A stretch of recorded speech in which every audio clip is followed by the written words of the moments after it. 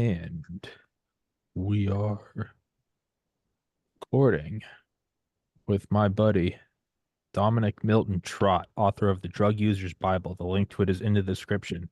He is one of the OG guests. I just looked it up with him beforehand. There it is.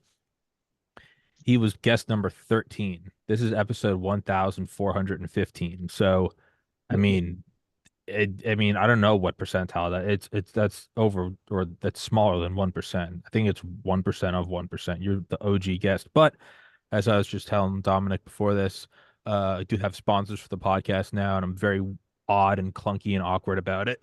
But first one is My Pillow. Got this awesome dope blanket, and I'm wearing their slippers. That link is in the description. Use TPC for free shipping. Next one's Fox and Sons Coffee for, well, it's caffeine, and I had a splitting headache this morning, and I don't think that's what you're supposed to use caffeine for. Actually, we could probably talk about it because I have the master of all substances with me now. But Fox and Sons Coffee, the link to that's in the description. Promo code Tommy, 10% off. Wellness Company, supplements, vitamins, all that good stuff. Promo code Tommy, 10% off. And then the link to Heaven's Harvest prepper food. So just, if you're not too optimistic about the outcome of humanity and you want some food that lasts 25 years on the old shelf, go to the link in the description. You get 10% off. What's the last one? Prismatic Energy battery systems. If you've got some extra shekels to throw around and you want to be off the grid, go to Prismatic. Use the link in the description, and that would be 10% off. Oh, and then Trusted RX. So if you want ivermectin or hydroxychloroquine, use promo code Tommy and get 10% off. Everything's promo code Tommy or TPC. You'll see it in the description. As you can tell, I still don't exactly know how to pitch this. It feels like the early podcasts where I don't know how to introduce people. I don't know how to start. But I will say this plush blanket is, I know My Pillow is a pillow company, but this blanket is fucking sick. I've been testing it the last couple of days. By that I mean wearing it around my apartment as a bathrobe, and it's incredible. But actually, so you came up, one of the things I do now, Dom, is I do a video game stream, and you actually Mhm. came up on one of our things like 2 or 3 weeks ago. Me and my buddy were talking about, and he was like, a lot of people don't know this, but you actually can get high on nutmeg. And I was like, Yeah. I know a guy. And he was like, who? And I was like, Dominic Don't Milton do Trott. it. And he Yeah, said, don't ever do it. And he goes, oh no, I no. agree. He goes, I tried it and it was the worst experience of my life. And I go, I think that's actually what led to me shooting you an email. I was like, I had this guy on, Dominic Milton Trott, and I was talking about you, and I realized, I was like, dude, I haven't talked to him in years. So I just sent you an email. I was like, what's going on, Dom? And you're like, what's up, brother? So Dom was one of the OG guests. And I have to thank you because early on it was very, very difficult to get guests. And now that the show's gotten bigger, it's easier and easier. But you were one of the original. Yeah, you were guest number 13 when I had like 5 subscribers. So, you do have a special spot in my heart. But I'll stop Okay. talking and Dom, introduce yourself, man, and take it away. Okay. Well, I suppose the start is who am I and where were we last time we spoke? Well, I wrote the Drug Users Bible. Um, I'll actually read what Amazon says about it because that just describes it better than I could possibly hope to. All right. Over a 12-year period, the author of this book self-administered over 180 psychoactive substances, both chemicals and plants. For each, he recorded the life-sensitive safety data, including the anticipated onset times, the common threshold doses, the routes of administration, and the expected duration of the experience.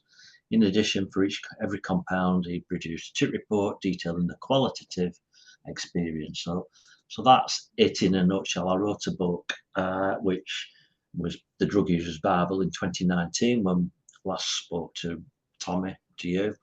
And since then, it's now 4.5 years. And the final version, because I have to stop doing this at some point, the final version was published in 2022, November 2022. And it's the Drug Users Bible Extended Edition, and it's got 182 different drugs, plants and chemicals, each of which I tried and tested to find out what the parameters of safety actually were, so that people could read that and hopefully not kill themselves if they intended to try any particular drug. So that was the background. And that was the last interview in 2019. And then COVID came. And I was starting to work on this final super duper edition. And there was a few things I needed to do. And one of the things was to travel to San Francisco.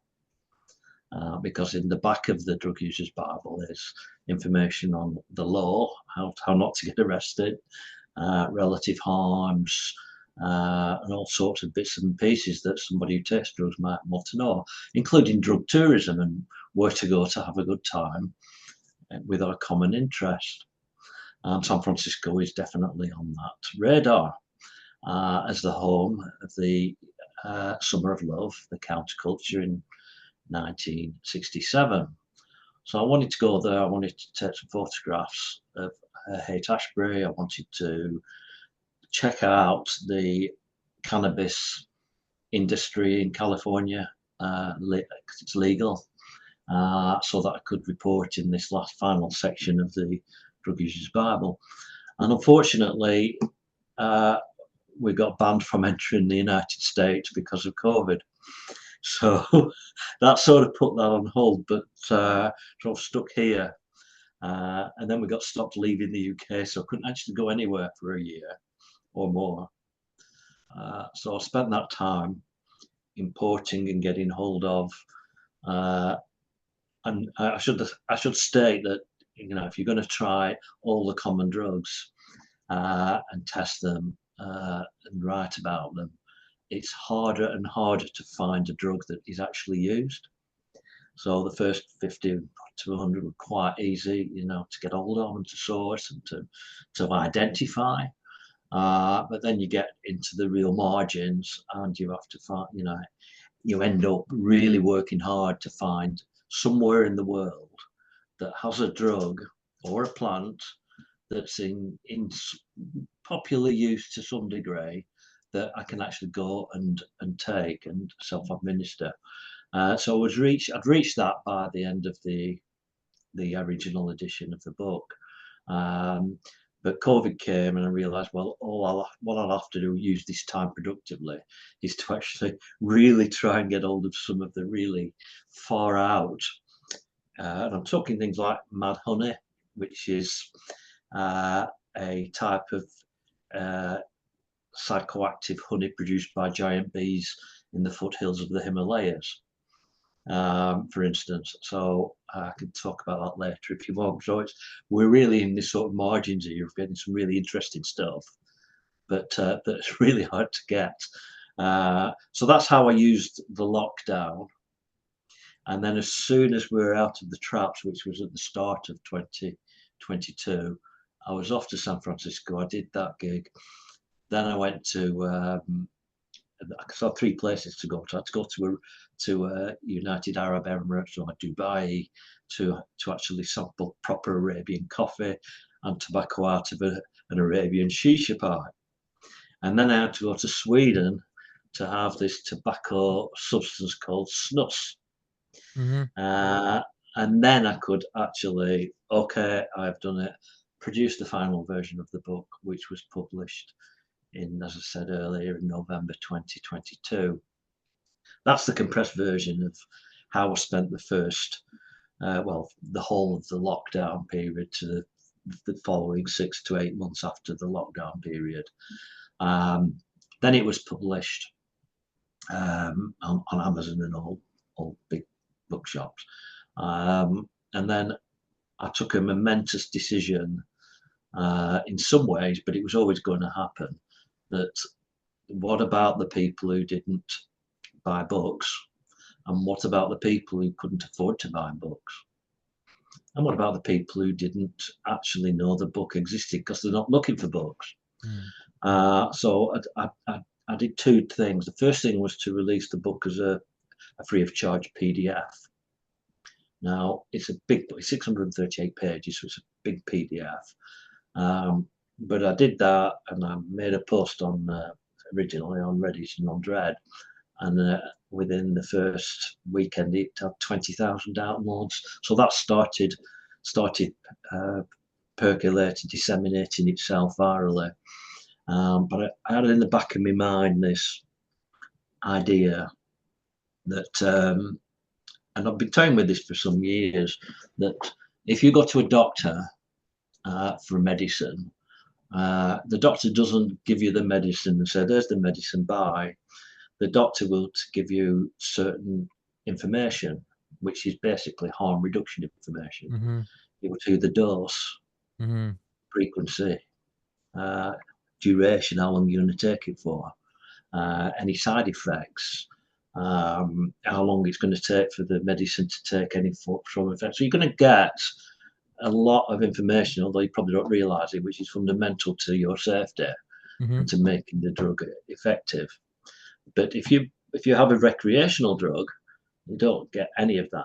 If you're lucky, you have a buddy or a friend who will say, "Oh, we take that." Well, that's not really going to get you anywhere. Particularly, it's dangerous, and it's dangerous because your buddy might have tolerance, and you might end up taking his dose and Mm-hmm. dying.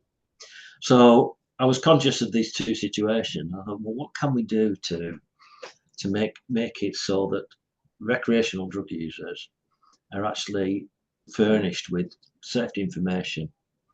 Yeah, sure, if they're lucky, they'll find the Drug Users Bible, find the book, or the free PDF. Now it's all over social media. But what if I could get it?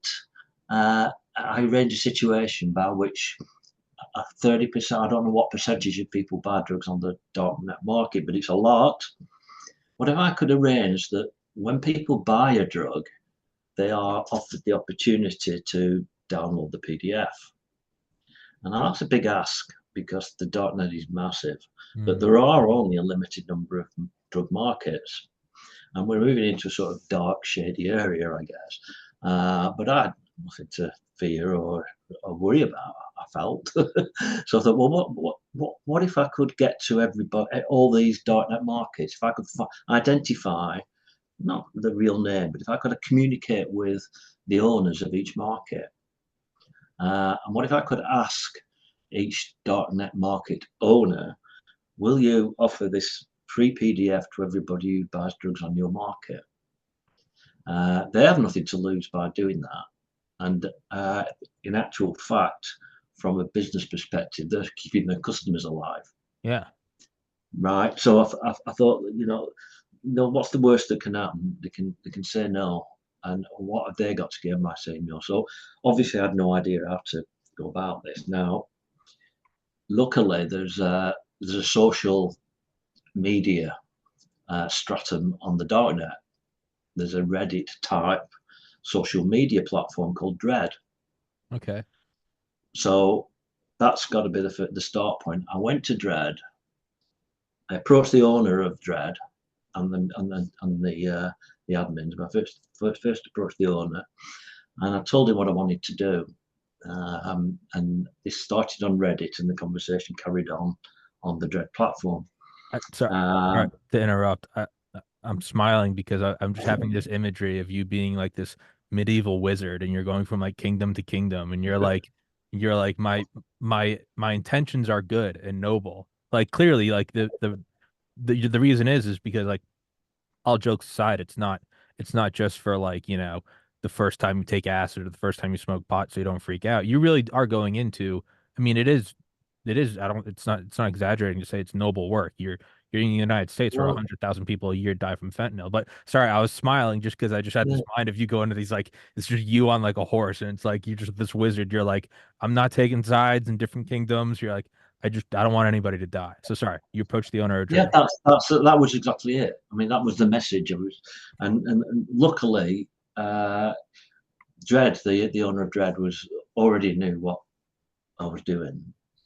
He'd heard of the Drug Users Bible and he knew broadly what it was, and he immediately said, "Yeah, okay, we'll do whatever we can to help this." And at that point, I knew that right, there's absolutely the door's open. Now it's now or never. Let's do it. So Dread announced this free PDF, and they promoted it on the platform. So, to put this Dread's place into perspective, it's like Dread is the sort of premier social media platform, and it's where drug users can go and debate the different markets. Drug markets are on there discussing. It's a sort of general place for people who use the darknet markets, who use the darknet. So it was a major deal, and I knew that once Dread announced it, some of the markets would see the postings, would see the announcement, would see what Dread has announced. So I realised that was the opportunity to, right, I've got to go in. So I registered on all the markets. I got the darknet addresses of all the markets, which are not difficult to find on Dread, and I raised, first of all, tickets, support tickets, because for people who aren't familiar with the darknet markets, they're basically like an eBay for drugs. And on eBay, there is obviously a lot of vendors selling different things. When a vendor makes a sale, the customer provides feedback. So the vendors are therefore ranked according to how good their feedback is, whether their products are good, whether they're scam artists. You go to one of the darknet markets, it's all organized. So and there's a support structure in case there's a vendor that's ripped you off. You can go to the market and say, this guy's not providing da da da da da.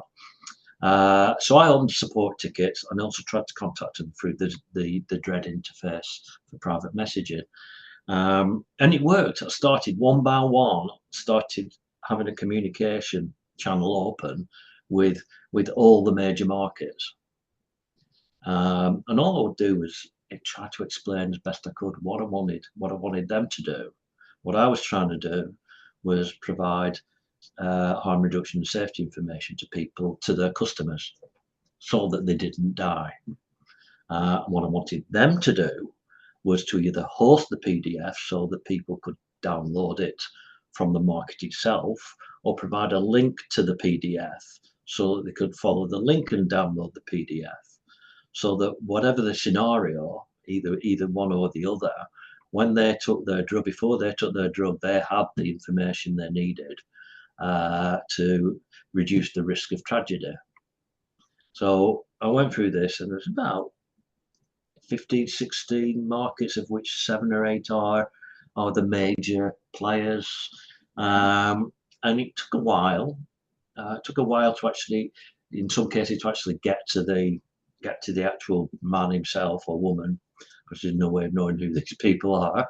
But eventually, I got through them all, and it is now provided that vision of all the major darknet markets providing harm reduction information to customers, to drug consumers, is reality.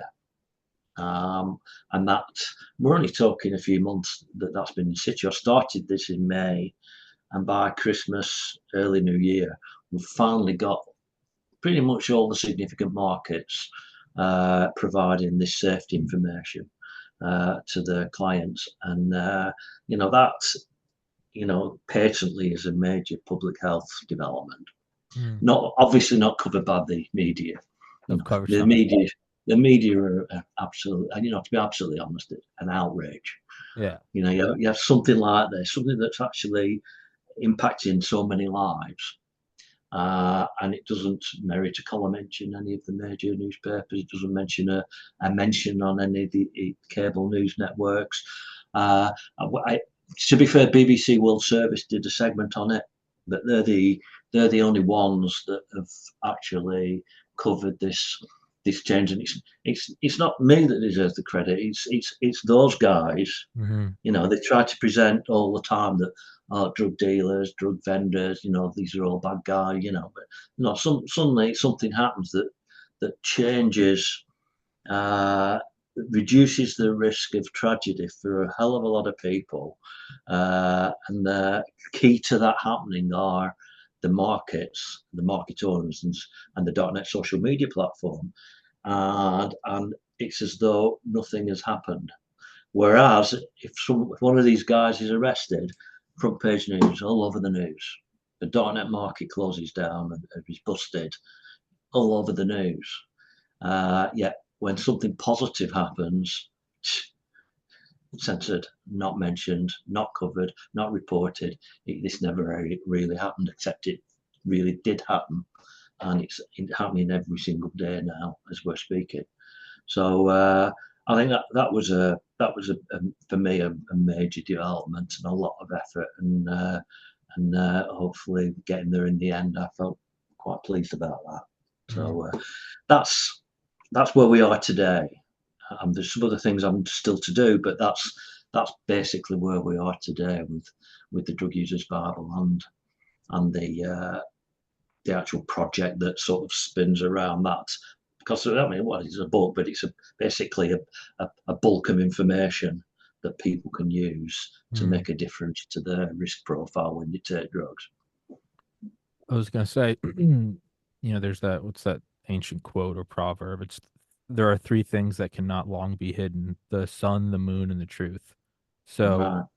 you know, the media doesn't cover it and it's an outrage, but they're never gonna, and that doesn't make it better, but they never cover anything. So it's No. just you know, you're doing the only thing I can possibly, and I don't mean to sound like some egotistical douchebag, but like the only thing I can like possibly relate to is when I was a senior in college and I was studying for the MCAT, I bought the study guides from trying to remember all the companies, Kaplan, the Berkeley Review, the Princeton Review, Exam Crackers.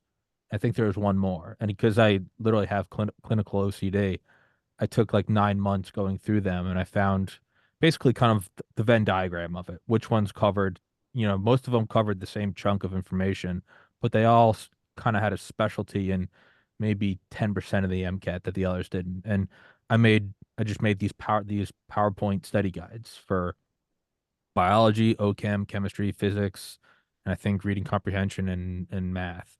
And when I took the MCAT, I had these things, and I had some friends that had used them, and I had never thought anything of it because I was like, this is money well spent. I'm trying to get into medical school, so you know, if I spend $2,000 on study guides, you know, it's that's reasonable considering like you're trying to get into a school that costs 80,000 a year.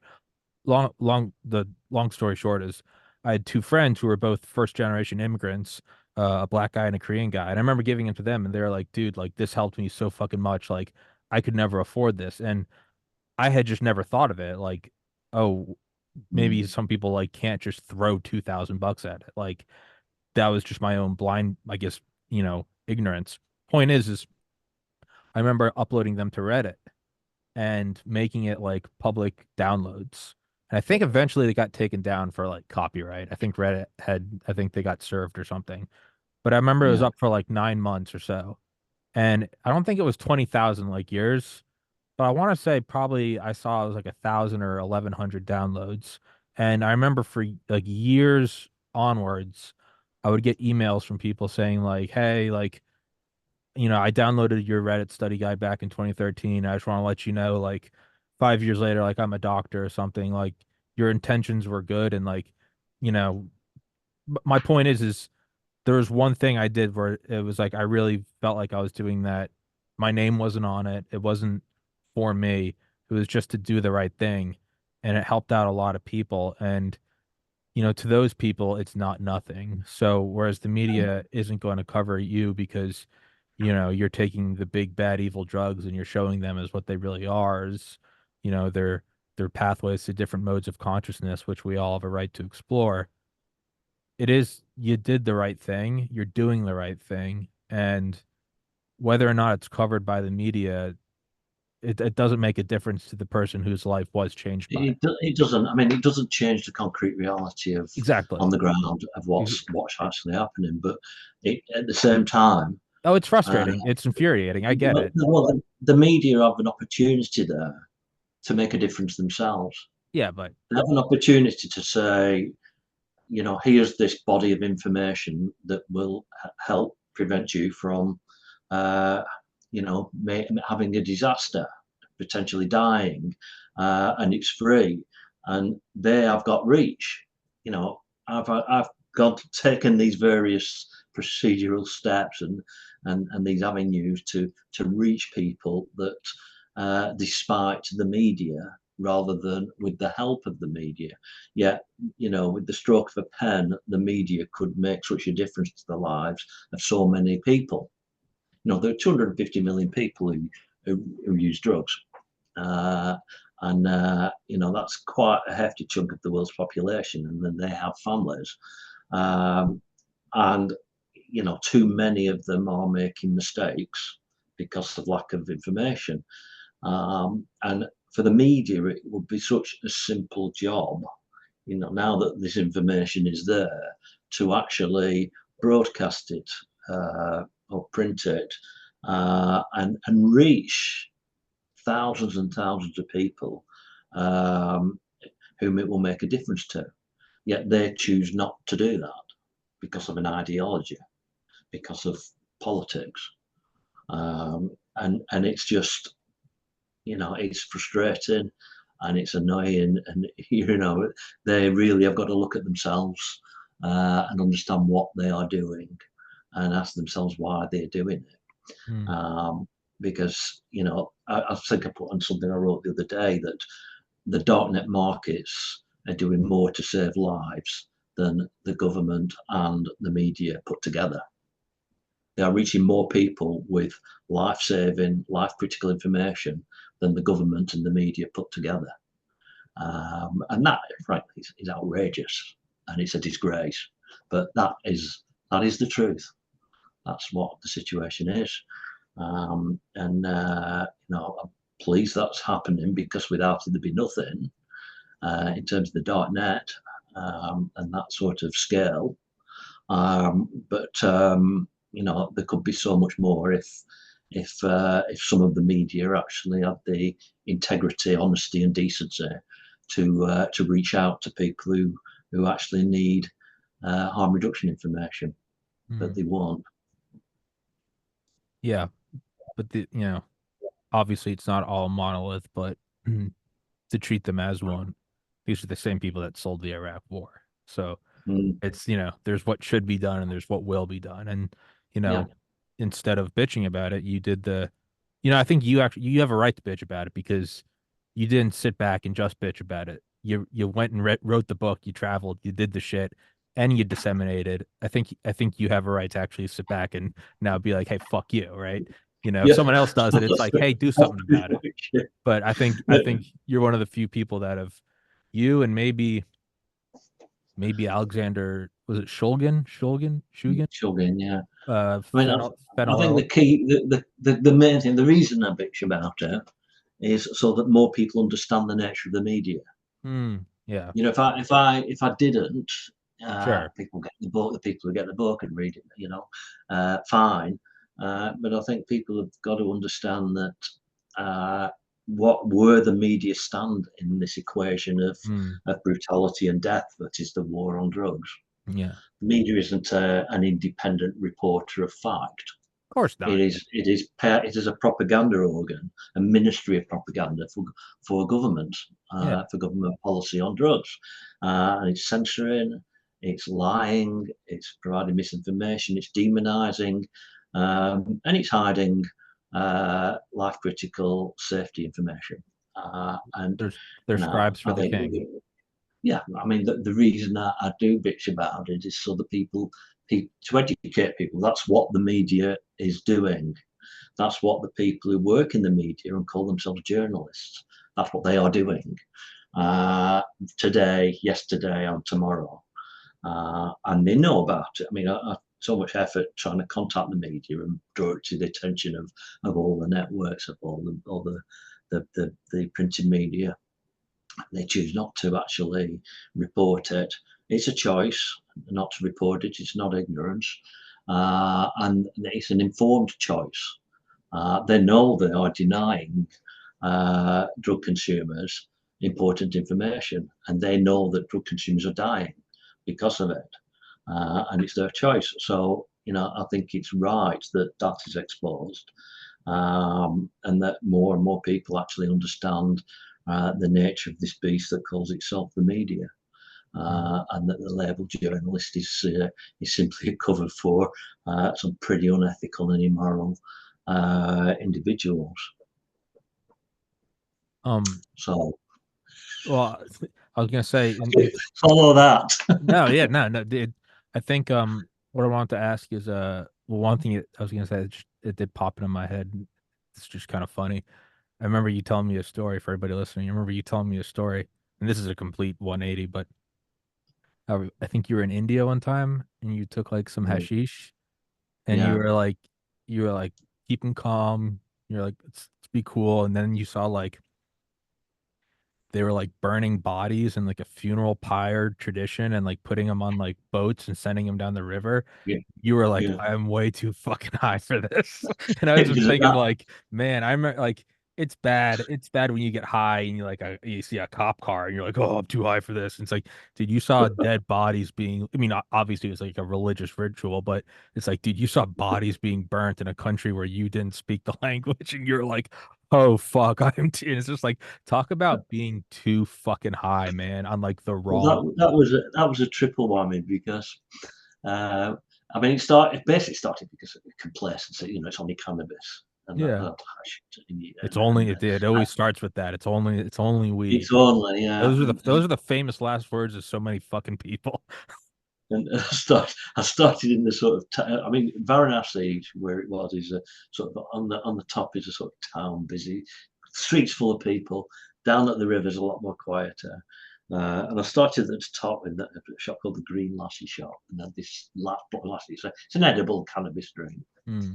So I drank that, and then after half an hour, I realised this is becoming overwhelming. It was noisy, it was hot.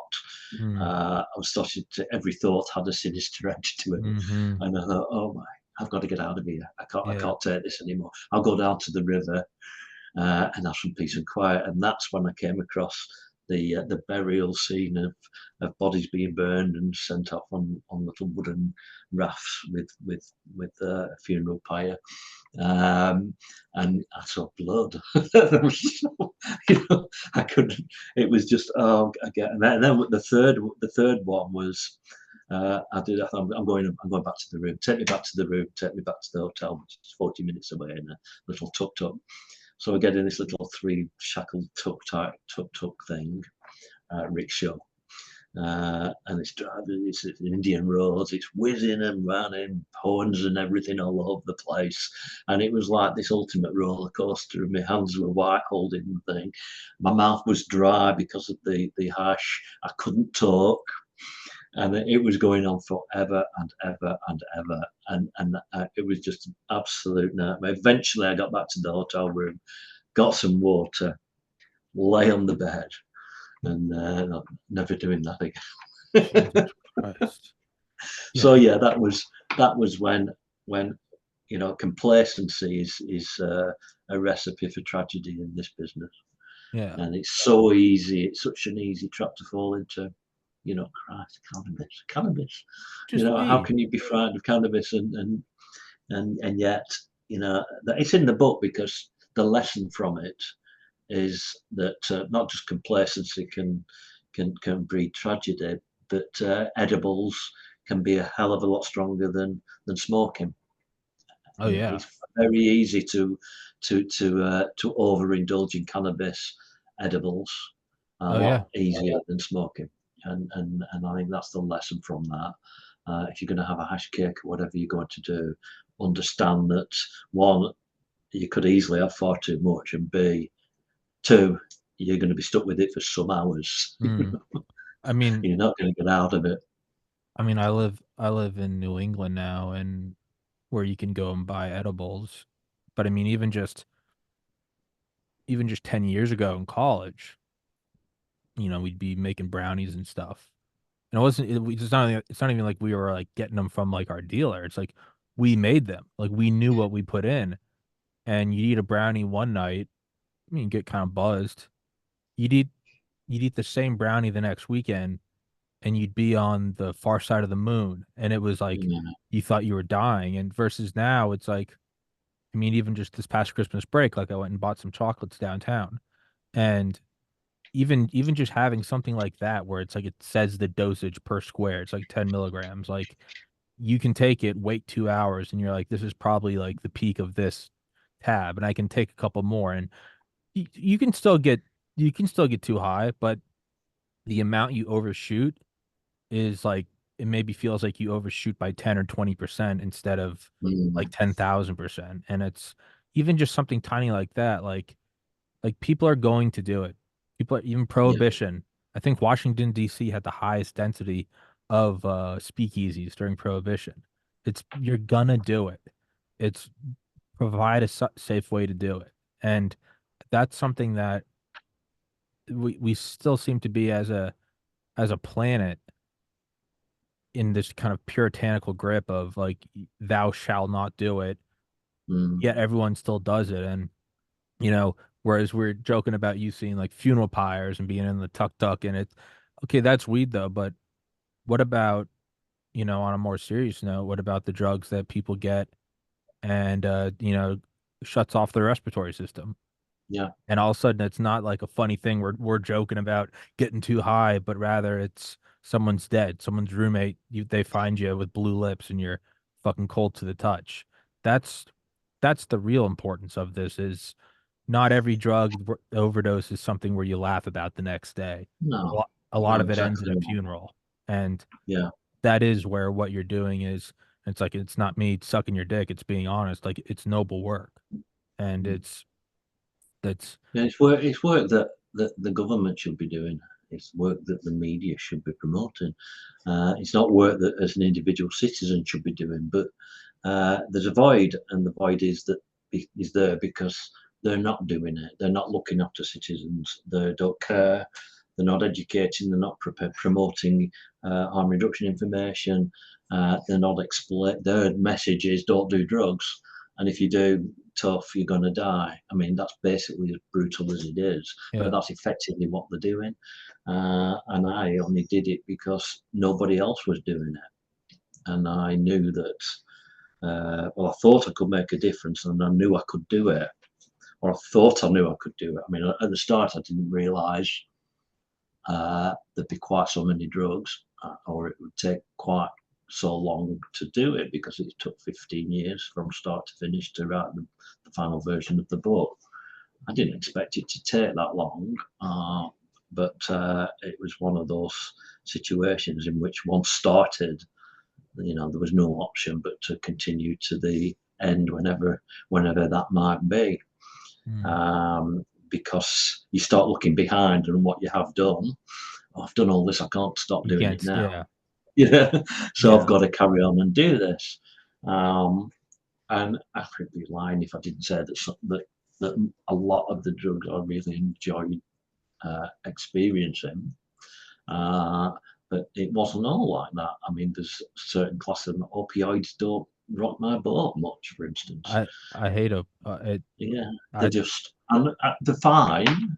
I don't hate them. It's not a bad experience, but it's not sort of, oh, I'm so happy for me. It's, oh, I don't have a care in the world, or the every so fluffy, blissful, but not, that's I not for me. Isn't that great? yeah. I'm so lucky in that I don't enjoy like I'm someone I have like such a horribly addictive personality. I get I don't know God, the universe, past karma. I did something where I got some like lucky shot where I hate opioids. Of all the things Mm, I can get addicted to anything, which is why I have to like really not drink or smoke. It's why I focus on like working out and doing the podcast. Is mm. like I got to put it into something. You'd think that someone like me, you think I would be prone to, I'm so lucky in that, yeah, anytime I've ever taken opiates, I legitimately don't like it. I Well, don't, I just don't think they're much fun, but so there was that, and then there's the ones that I just had bad experiences with, and I nutmeg, knew I would, well, nutmeg's one, the infamous. datura, there's quite a few, and pregabalin. Some of them where I had far too much, Mm, but which shows that to some degree there's a personal. That was complacency. Most of those were complacency. hmm I didn't follow my own procedures when I mm. had too much, and I didn't know because there wasn't a drug users Bible Yeah. available. So I was really scraping around trying to find some sparse information on some of these drugs. And in some cases, and the other problem was what I preach is uh, take a small dose, you can take more next time. That's what I preach. Uh, what I practiced wasn't that, and the reason it wasn't that was because if I'm going to write about a drug, any drug, and what it's like, I've got to have had a pretty strong experience. Hmm. It's no good saying this drug is like this when I've had a sort of tiny little trivial piddly dose Yeah, when you and take trying one to, milligram of well, this THC. wasn't very exciting. Yeah, Yeah. So I couldn't practice what I preach. I said, you're doing this recreationally. Have a tiny dose to start out with. Make sure it's agreeable. You can always Mm. build up another at some later day. But I didn't have the luxury of being able to do that. I had to go in and research. Well, what's the common dose? And I tried to just pitch my doses just a bit above what people commonly take. And I know I'm sort of in the territory of definitely in the threshold, Mm. equivalent to sort of say 4 or 5 pints. Yeah.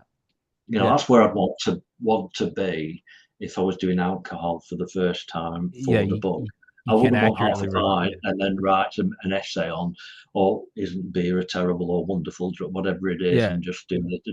I'd have to get drunk You got to get because plastered and because I'm throw up on the writing about street to write about alcohol. Yeah. yeah, so that's the sort of what I try to do with Eats the Drug, and that's why people sometimes say, you've written a harm reduction book. Look how many disasters there are in that book. Well, yeah, there are quite a few occasions in which I was, ill or I had a horrendous traumatic time, but that wasn't because I'm an idiot, which I may or may not be. That was because I was compelled to to go for a level, and sometimes it was a little higher than I anticipated, and sometimes it was a little lower, and that was because I couldn't go low. Otherwise, the book would just never ever have been finished. 182 drugs. I had to leave a couple of weeks between each drug, so Yeah. that was clean. So you spin that out into weeks and years, and you can see why it took so many years to write the Decade and a book. half. Yeah. Yeah. Now, if I'd have started with a tiny dose and then done a bigger dose, and then you'd be talking 30, 40 years before Yeah. the book ever appeared, and it's a bit too late then. Yeah. Uh, so that's why I approached it in the way I did, and that's why quite a number of experiences are actually problematic and even traumatic Mm. in nature. Um, but not all. Obviously, a lot of them were quite nice. But that's also the importance of the test is do you know what a flutter test is in aviation? No. Flutter. It's where when a new plane's coming to market, not like a military plane, but like a commercial. So the Airbus A380, the double-decker plane that's like bigger than the 747. That's like the most recent. There's the Dreamliner, there's the 707, but really that's the kind of biggest one that even like the layman knows. And that was like early 2000s. And I remember watching a documentary on it. And the flutter test is like one of the last things they do after all the research, all the R&D, all the construction, and they get the plane, you think of like a commercial plane, like a Boeing, and they get these test pilots, but they're not in like a suit, they're in like a flight suit. They have like parachutes, and the plane is covered in thousands of sensors inside and out. And they take it up to its max altitude, and then they almost nosedive, and they bring it up to about 0.98 Mach, so just below Mm. the speed of sound. And it's to see how the plane reacts when it's approaching the speed of sound, which it should never be. The fastest a commercial plane should ever go is like, and I might be speaking out of turn here, is like 0.9 Mach with a tailwind. But they'll take them up and they'll dive from 50,000 feet, these massive planes, and they're shaking and they're creaking and groaning, and they'll do 0.95, they'll go up again 0.96, 0.97. But the point is they want to see how it reacts in far worse conditions than even the worst like hurricane would ever be. And that's the point of a flutter test. Now, you and I Mm, might look at it and be like, what are you doing, you idiots? Like, you shouldn't be going that fast. Well, yeah, no, you shouldn't be going that fast if you're just flying the plane. But if the purpose is to see how close it gets to death and destruction, that's exactly what you have to do. And that's why they do it. mm, And, they have professionals and they have parachutes. And, I would imagine it probably have been times in history when it didn't work. I mean, military test pilots, they die all the time because they're pushing the absolute edge. But again, that's kind of what you're doing is you got to take a significant dose. You can't take one yeah. puff of a joint and then write a book on weed. You got to get so fucking high you see the devil. You got to see funeral Mm, pyres in India, right? You yeah, gotta you gotta walk yeah, up to yeah, the edge of the black you got hole. to. I mean, otherwise, you're actually dealing with people and providing this to drug users, drug consumers, and you've got to have a certain amount of credibility for the work to be taken seriously. I mean, that's Yeah, why I took them in the first place. Somebody once said, well, if you don't take them, it'll be like uh, a nun trying to sell sex education courses. yeah. Um, you've got to actually do it. And I knew I had to do it, and I knew I had to do it with uh, with significant doses. Because otherwise it wouldn't carry credibility. It'd be somebody who didn't know anything or hadn't taken drugs trying to tell them what to do again, which is, what we have too much of already. Yeah. So it had to be had to be written from the perspective of someone who was doing the drug, done the drug, researched it, had all the information, and Mhm. and that's what I did, and that's why I did it that way, and that's why it took so long to do.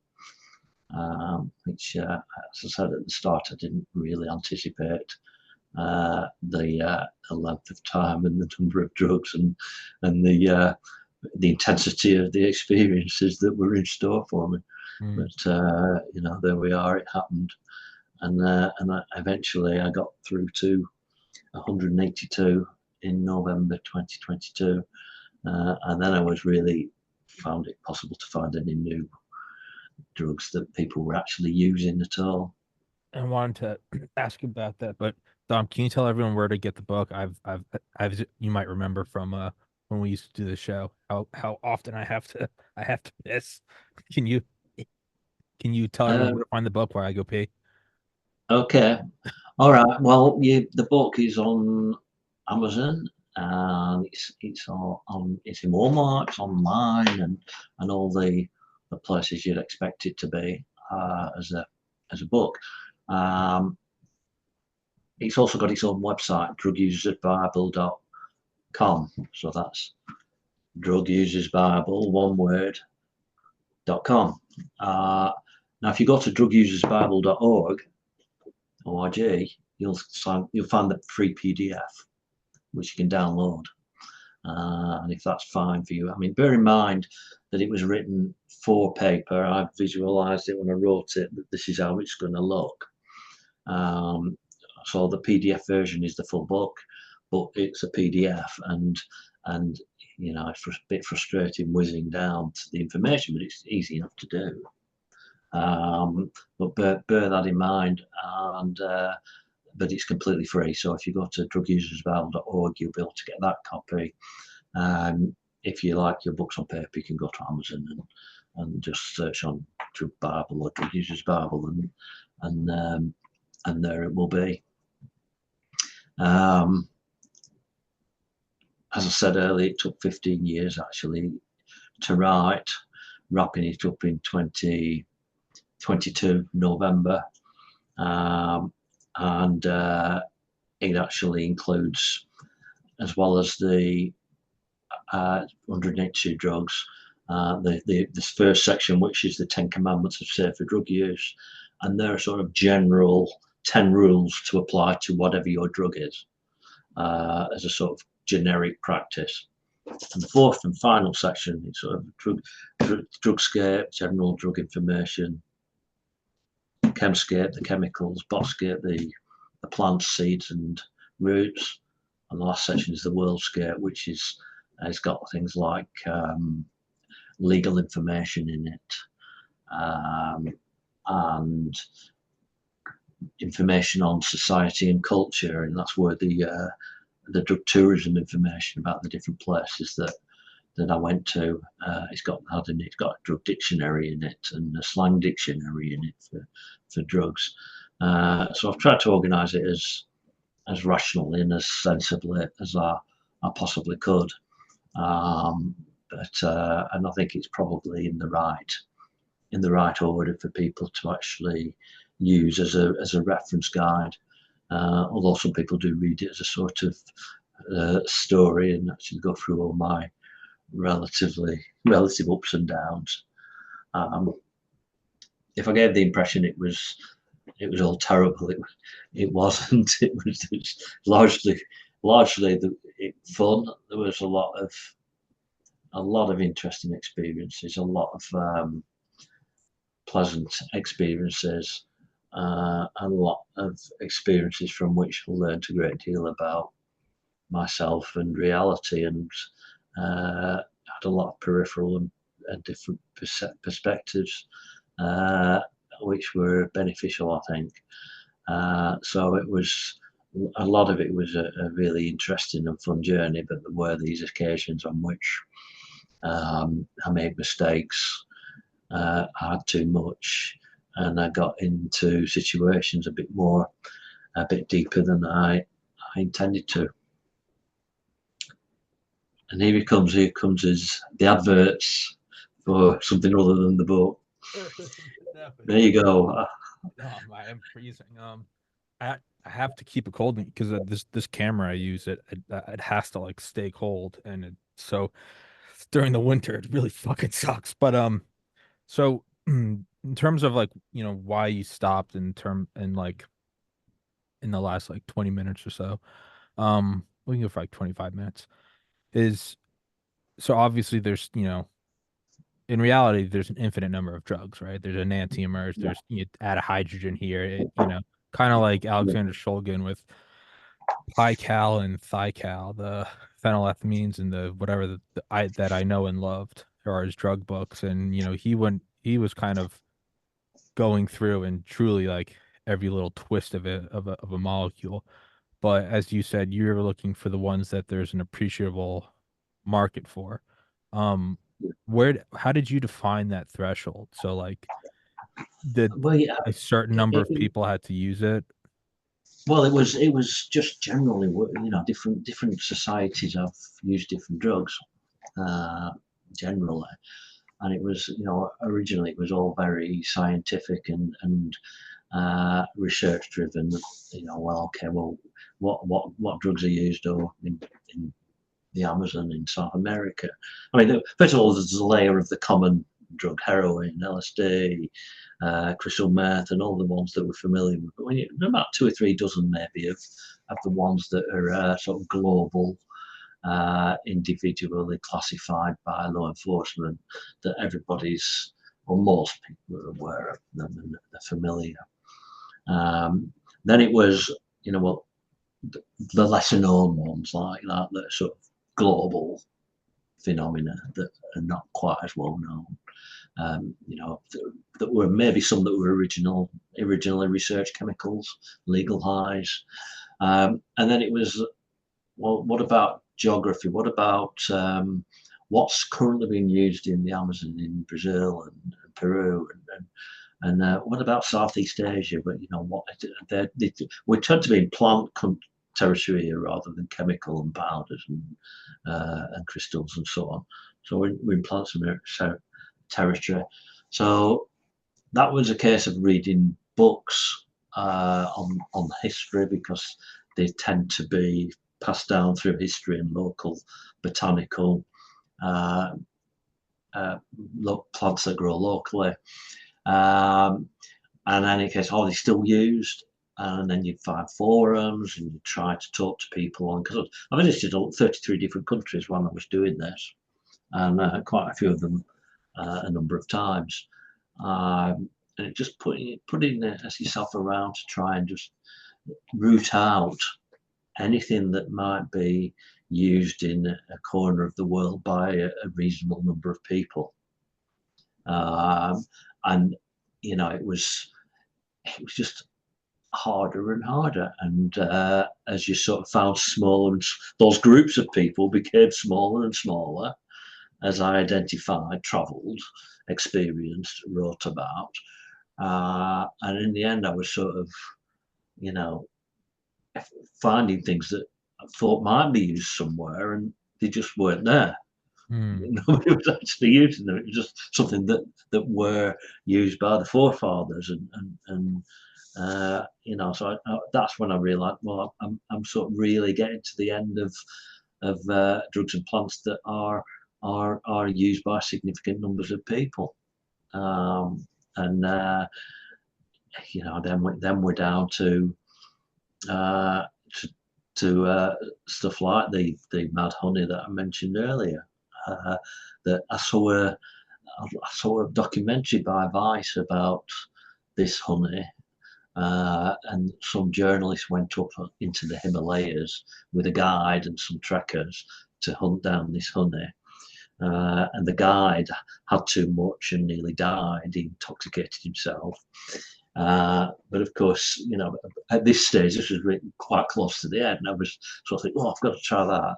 And apart from it, I mean, it's not used by many people, but I do know that it's known by quite a few people. So I've got to try. I've got to do that. But I managed to get some imported, which was easier said than done. And I managed to try this thing, if only to warn people not to do it, because it's one of these plants that these giant bees, they pollinate, they actually get the nectar from this type of hydrangea in the Himalayas, and they produce the honey from it. But it's got a toxicant in it, it's toxic. So the sort of intoxication, the inebriant, it's like being a bit drunk but without the sort of fuzzy head. But it's also like a bit of a delirium. So Hmm. if you have too much, you get into serious trouble. Hmm. So and I could tell when I had it that, yeah, I mean, I know if I have more, there's this presence in my head which isn't particularly nice. Hmm. And in the end, I actually identify what the actual uh, problem is. What is the toxic chemical inside this honey? That's the race. So I managed to document that and basically explain that, you don't have to have this now because it's not that great, and it really is quite dangerous. But yeah, again, with things like that, you're getting down to the sort of so far into it that you hardly anybody's going to run across mad honey when they're actually just trying to get high or a recreational drug. Yeah. But it's the sort of thing I wanted to include. That's a nice thing to put in there. But when you're documenting experiences like that, I think it's pretty obvious that it's probably time to stop. We've got virtually anything that the normal guy's ever going to come across covered in some form or another in the book as it stands. And I'm not getting any younger, so I thought, okay, well, this is the third edition. This is definitely the final edition, and I was always sort of realised that once I wouldn't do the PDF until, because once the PDF's out, it's outside my control. Yeah. Yeah, it's everywhere. So I wouldn't do the PDF until I was convinced I'd actually put everything in here that I'd ever want to put in it. Hmm. And in a way, COVID was helpful with that because it gave me time to reflect a bit more on, have I really reached the end? Should I carry on or should I finish? And it was getting so impossible to find these new drugs, anything new to put in there that people were using, that I thought, okay, we'll call this the last one. I'll take my time, do a proper job. I'll review the rest of the book, and then when it's been released, then I'll release the PDF, and that will be the final version. And hopefully there's nothing missing from it. Don't think there is. So definitely get all that. I understand all that. Makes total sense. now that you've done the, I guess, the work that you needed to do or felt like you needed to do, is there any part of you that just personally, regardless if you even wrote a book about it, is there like a part of you that still wants to research some drugs? It's extra credit. Like you've done what you set out to do. That the groups of Yeah. people get smaller and smaller. Are there any drugs out there that like you'd want to do? It wouldn't even be extended edition. It would be like a personal edition. Like you just wanted to go out and do this one drug, even though only three people in the world do it. Is there a part of you that is there still like a passion for maybe like a luxury edition, just like Dom's picks or something, like an editor's picks? Probably not in a formally published way. I mean, Okay. if there was a new drug that was perhaps a psychedelic or something that was different rather than an analog of something that exists and is very, very similar to something I've already done. If there was something radically different that emerged, and I don't know what that could be, then I'd want to try it just for curiosity. Hmm. Um, because you find that a new drug that comes out tends to be based on a very close analog to some existing drugs that I've already sampled and experienced, and I wouldn't really worry about that because Hmm. ultimately you can have so many different cousins of a popular drug that are so difficult to distinguish from. I mean, take LSD. Um, 1p-LSD Yeah. was released as a very close analog or a sort of pro drug of LSD Yeah. at about LSA. 2014. Um, and that got made illegal in certain countries. Then there was 1CP LSD, 1V LSD, Uh-huh. and they were all so close to LSD. That I couldn't distinguish, and nobody can distinguish really, or virtually, vast majority of people can't distinguish between 1P LSD and LSD.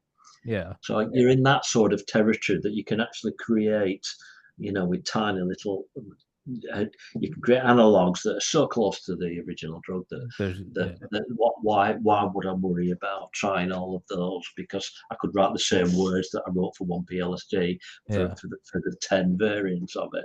Yeah. Um, I did one CP LSD as well, and that's what I found. I found that um, if you've done 1p-LSD, there's absolutely no reason to actually document the other versions of it really. There might be minor differences here and there, but in terms of safety, harm reduction, which is what the book's about, they've got more or less got the same safety profile, so there's no need to do it. But if something radically different suddenly got discovered, LSD was only discovered in 1948.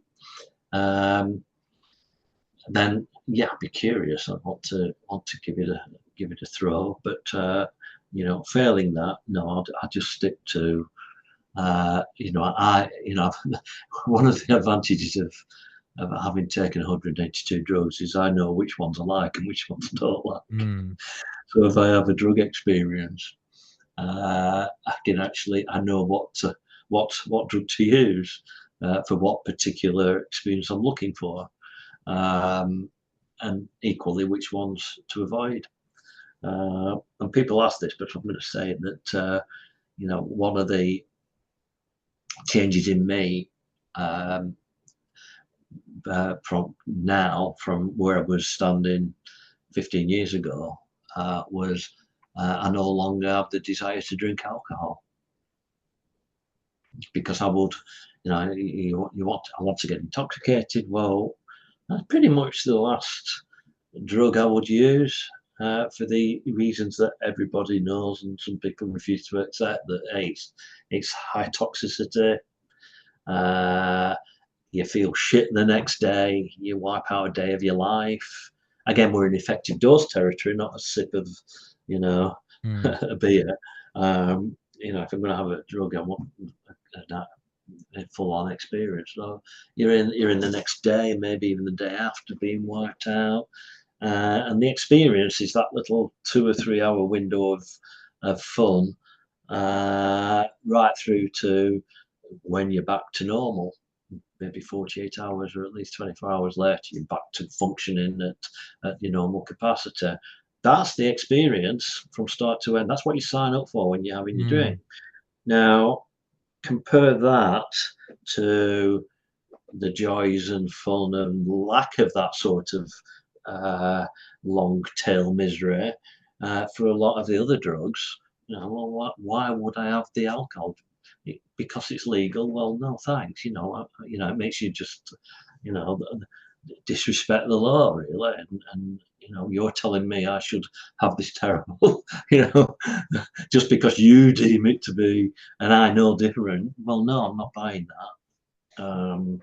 I'm afraid if I'm going to put something into my body, and I know what it's going to do and what it's going to feel like, I want that experience to be pleasure and low pain, mm. and that's why I will go for another drug and give alcohol a miss.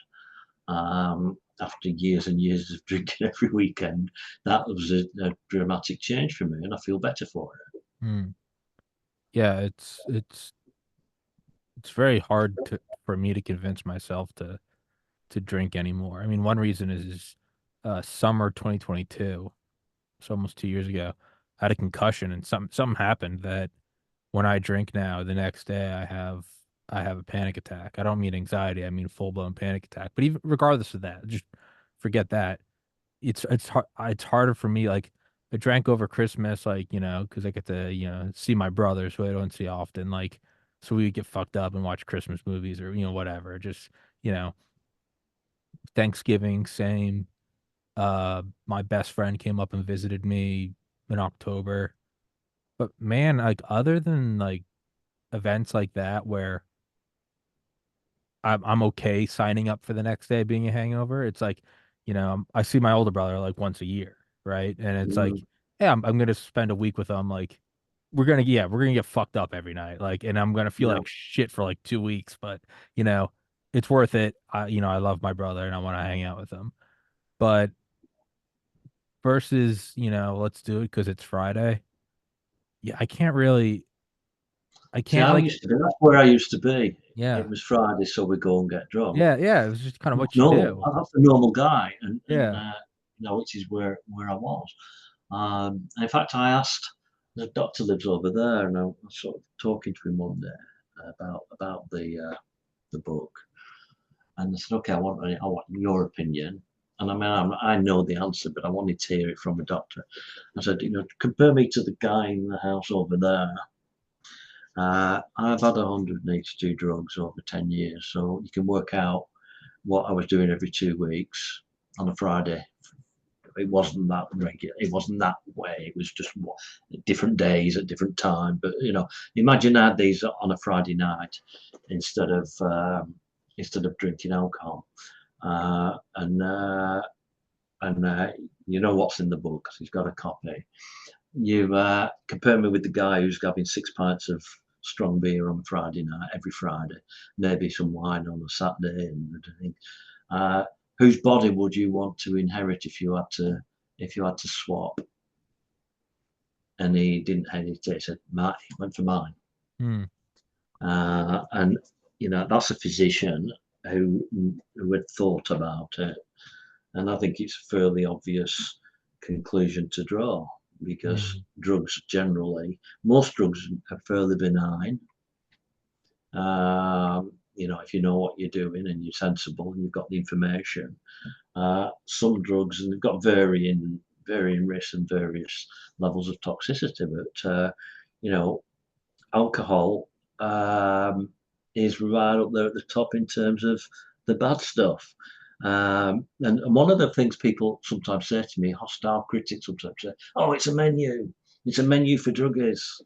And my answer to that is, uh, okay, well, your menu is a menu of alcohol and tobacco, both of which kill you, highly addictive, toxic. So if one guy's going to pick a drug at random out of these, it's almost certain that drug, 90% certain that drug is going to be more benign, less toxic, less addictive than the one that you're foistering on him. as one of the two options: alcohol and or tobacco. Hmm. So you call it a menu. I say fine. Yeah. Yes, it You is. know, It's a I menu. haven't got a I haven't got a problem with you calling it a menu because if someone's selecting from that menu, uh, that at least they're being spurred the default drug, which is alcohol, which is right up there with heroin and crystal meth. And what's I think important though is despite all of what you and I are saying about alcohol, is it still comes down to you're not saying you should or shouldn't be able to do any of it. You're saying, No, and there might be someone that's listening going, I know all of this, but I fucking love alcohol. And hey, more power to you, right? yeah, And you should be able to do alcohol as readily as you should be able to do 5-MeO DMT or some shit. Like ultimately it is your body, it is your mind, and you are yeah, free to, you are some people go, I know cigarettes are killing me, but I love my morning cigarette. And it's like, hey, dude, is this your yeah, incarnation on this planet? Who the hell am I to tell you what to? I do a podcast. You wrote a book. Other people do yeah, other shit, right? They don't have to yeah, want to do what we do, and that's no, okay. But it's what you're doing is you're just providing like yes, it is a menu, and you're just providing the menu. You're going, this is what's on it. You can get whatever yeah, you want. Go for it. yeah, yeah, and it's yeah, and it's definitely because it's that's always presented when as a gotcha. They think they got me, Yeah, you're You know, just I said, providing a "It's a menu for menu, menu, drugs. what are you doing?" And Thank you. Yes, I when am. I actually retort with, "Well, you pick an item from that menu, you're going to be in a better place than if you go with society's default drugs." So that's harm reduction menu. Hey man, I there are people that I interview that I don't agree with at all, but I interview them because I want to see what their point of view is, and then Mm, I put that out there for people to listen to.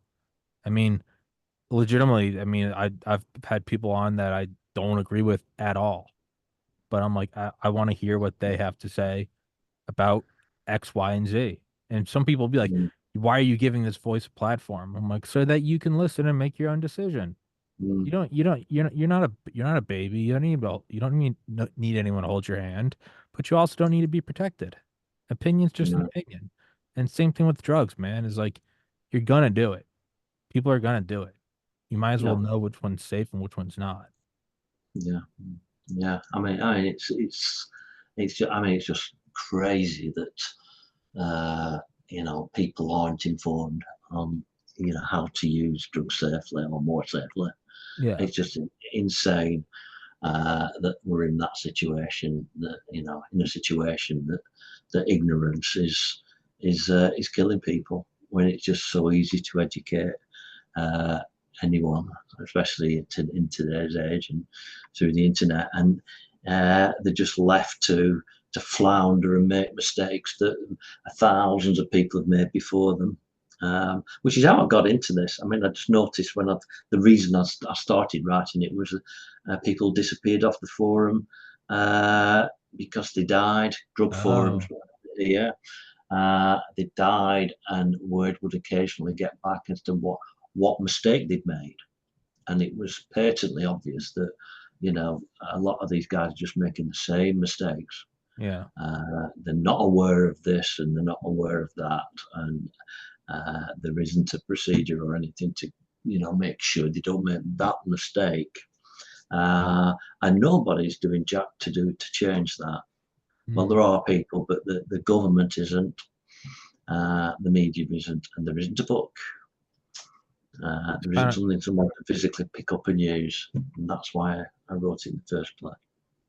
it's like if they tried to ban cars. And it's like people are Mm, gonna drive. People are gonna crash. Sometimes it's because they're an idiot and they're drunk and they're not paying attention. Sometimes it's just an accident. It's just human error. But let's learn from the crashes. Let's learn from what happens with a side impact versus a rear impact versus a front impact. What, airbags and seat belts and, crumple zones. And let's try to make it as, there are still thousands I think in the United States, I think there's still 36,000 deaths a year from automobiles, which is two Jesus. per state per day. I still get in my car. I'm gonna get in my car later and go get some food. Yeah. But my car now is a lot safer than a car that, my mom and dad grew up with, which is safer than the ones that their parents grew up with. And it's people are gonna drive. But let's learn from it and be like, hey, Mm. here we have suggested speed limits. We have, red lights. We have cops that enforce it. But I mean, you're gonna drive. So let's, Yeah. make it as safe as possible. And it's just Absolutely. the idea of no is it's never worked in anything in human history. It's never, don't have sex. What? Mm. Don't eat food. Don't eat this. Don't. It's like dog. It's stop. You ban the internet, and it's like what? No, you gotta learn how to use it, right? So yeah. But that's pretty badass. He made it as a PDF, man. I think that more than anything really does show your intentions, where it's just like let's just get this out there for people to learn from. I think that's pretty cool of you. But I think people should still go buy the book and give you a couple shekels so that give Dom a couple bucks for his. This man went Give to him India and watched premium. bodies burned while he was high as fucking tits, man. I get too high. I get too high, and I'm like in my own house with like a bathrobe on. I'm like, all right, calm down. It's okay. Let's take a hot shower. Everything's okay. You got too high in another country watching bodies lit on fire, pushed down I mean, good Lord, man. That's you stared the Reaper in the eyes. And then you get in a little tuk and driving around and you're cotton mouth and you're like, hey man, the least you can do is go throw Dom a couple bucks. Some people watch my show and they go, I don't even want the product that you're selling, but they're like, I like your show, so I'll buy a blanket just so you get a couple bucks because I like it. You just go buy the book so Dom gets a couple bucks. I mean, god damn, I mean, throw the man a couple shekels. So, um, but dude, thank you so much for coming on. It was a pleasure No catching up with problem. you. Anytime. It's been good. It's Anytime. it's you're the exact same, and I mean that in the best possible way. You're just as humble as when we first started chatting. And yeah, man. I Let's not mean, leave it for 5 years again. yeah, let's I'll not do come that. Let's not do. And hey, follow up with me because as the show does get bigger and bigger and bigger, and as I do more and more on. guests, I do sometimes forget about Pat. I'll be scrolling through I'll be like scrolling through old episodes or something, and I'll be like, oh, I completely fucking forgot about this guy. And I'll email him and be like, what's up, man? And it's just like, there isn't there like a limit? Isn't there like a number like 125? That's like the most people that like the average human brain can maintain a relationship with. Yeah, there is a Well, sort of well, I've seen a diagram. Yeah, as I've done more episodes, and a lot of them are repeat guests, but I mean, I've probably still had 300-400 unique guests on. And so I'm way past that number of, so sometimes I'll reach out to a guest and I'll just be like, dude, I haven't heard from you. Like, I hope you don't take it personally. I've just been fucking doing every show I can and I forget. That's what led to me emailing you is it just came, somebody was talking about nutmeg and I was like, Dominic Milton Trott. I was like, gee, fuck, I forgot that guy. And I emailed you. And so, silly. yeah, man, follow up with me. If I ghost you, follow up with me. But, dude, thanks Will for do. coming on here. And No problem. yeah, we'll do Thanks for another one. having me. Of course. Guys, go grab the book. Go throw him a couple shekels. All right. He suffered. He suffered so you don't have to. Or at least so you can know how to suffer. But Dom, I gotta get it ready. I gotta get ready for my next show. So let's wrap this one up. Thank you so much for coming on, brother. It's always great to My see pleasure. you. And yeah, let's do Take it it sooner easy. than later. If you don't hear from me sooner than later, shoot me an email. All right. So it doesn't be Will do. 5 years again. All right. All right. Thanks so much, man.